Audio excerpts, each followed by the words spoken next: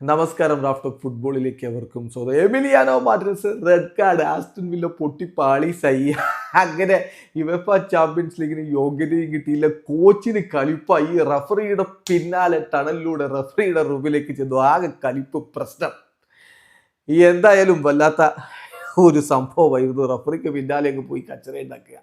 ഇതാണ് ഇന്നലെ നമ്മൾ കണ്ടത്. ഏകപക്ഷീയമായ 2 ഗോളിന് മാഞ്ചസ്റ്റർ യുണൈറ്റഡ് ആസ്റ്റൺ വില്ലയെ തോൽപ്പിച്ചു. കളിയിൽ റിയാലോയും എറിക്സണുമാണ് യുണൈറ്റഡിന്റെ ഗോൾ നേടിയത്. എന്നാൽ ആദ്യ പകുതിയുടെ അവസാനത്തിൽ ഈ എമിലിയാനോ മാർട്ടിനസിന് റെഡ് കാർഡ്. ഒരു പക്ഷേ ആസ്റ്റൺ വില്ലയ്ക്ക് അദ്ദേഹം കളിക്കുന്ന അവസാന മത്സരം ആയേക്കാം. സമ്മർ ട്രാൻസ്ഫർ വിൻഡോയിൽ അദ്ദേഹം ട്രാൻസ്ഫർ ആവാനുള്ള സാധ്യതയുണ്ട്. വല്ലാത്തൊരു അവസ്ഥയായി പോയി. അങ്ങനെ റെഡ് കാർഡ് കിട്ടി. അദ്ദേഹത്തിന്റെ കരിയറിലെ ആദ്യത്തെ സ്ട്രൈറ്റ് റെഡ് കാർഡാണ് എബിക്ക് കിട്ടിയത്.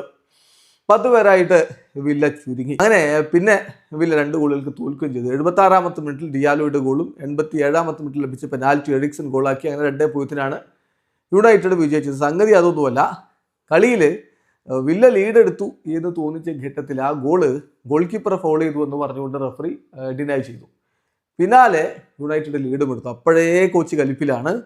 കളി കഴിഞ്ഞിട്ട് റഫറിക്ക് പിന്നാലെ ടണലിലൂടെ പോകുന്ന ഉനായി എമറി സംഗതിയാകെ പ്രശ്നമാക്കുകയും ചെയ്തു. സംഗതി എന്തായാലും യുണൈറ്റഡ് ഒടുവിൽ ഒരു കളി വിജയിച്ചു. 38 കളിയിൽ 42 പോയിന്റ്, 15-ാം സ്ഥാനത്ത് ഫിനിഷ് ചെയ്തു. ആസ്റ്റൺ വില്ലക്കാണ് പ്രശ്നം. അവർ 5-ാം സ്ഥാനമെങ്കിലും കിട്ടിയിരുന്നെങ്കിൽ യുവേഫ ചാമ്പ്യൻസ് ലീഗിൽ അടുത്ത വർഷവും കളിക്കാമായിരുന്നു. ബട്ട് അൺഫോർച്ചുനേറ്റ്ലി 38 കളി 66 പോയിന്റ്.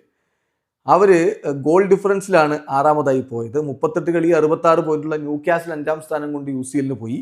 ആസ്റ്റൺ വില്ലക്ക് ഇനിയിപ്പോൾ യൂറോപ്പ ലീഗ് കളിക്കണം. 6-ാം സ്ഥാനത്താണ് ഫിനിഷ് ചെയ്തത്. അതാണ് ഉനായി എമറി ഇത്തരത്തിൽ കലിപ്പിലാക്കിയത്. വീഡിയോ അവസാനിക്കുന്നു. ഫുട്ബോൾ ലോകത്തെ കൂടുതൽ വിശേഷങ്ങളുമായി റാഫ് ടോക്സ് എത്താം.